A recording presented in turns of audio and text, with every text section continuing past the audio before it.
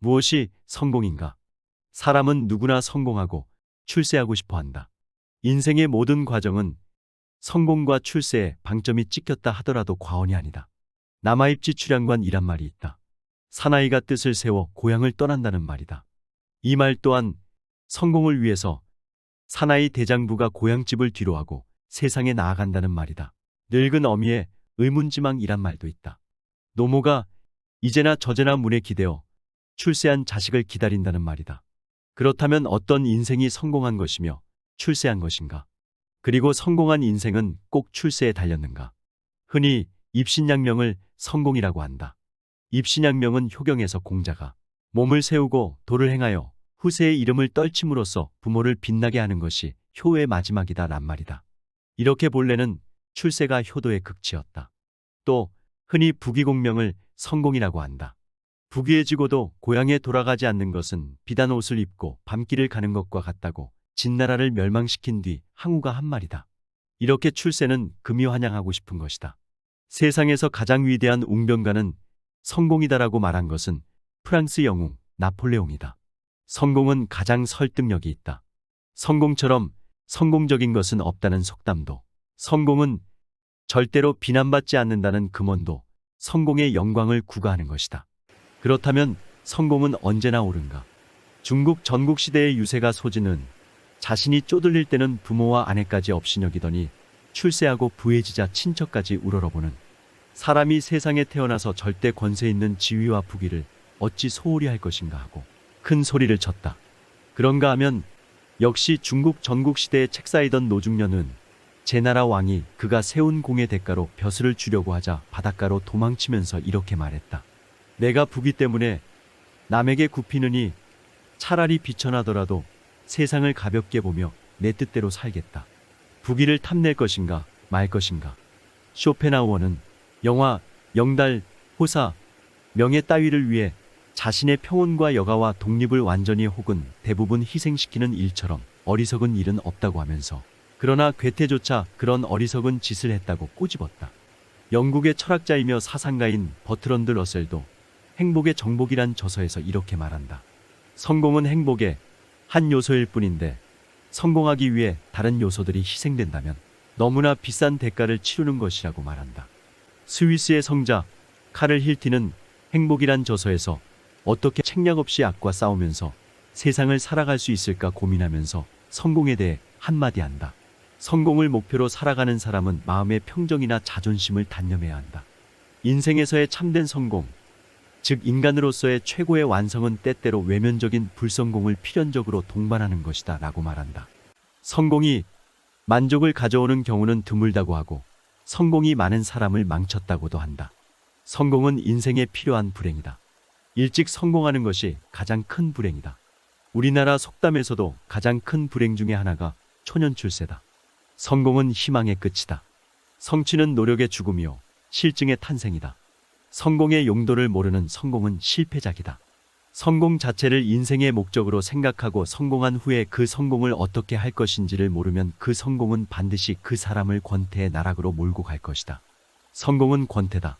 우리는 성공하면 성공할수록 권태를 느낀다.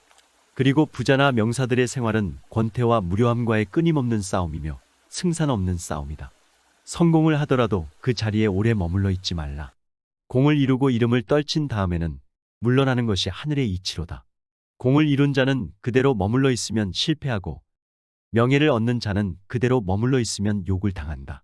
어찌 초야에만 묻힐 사람이겠는가 하고 현종의 부름에 호기 있게 장안으로 떠났던 시인 이백도 공명부귀가 만약 길게 가는 것이라면 동남으로 흐르는 한수가 서북으로 흐르리라 하고 부귀를 조롱했다.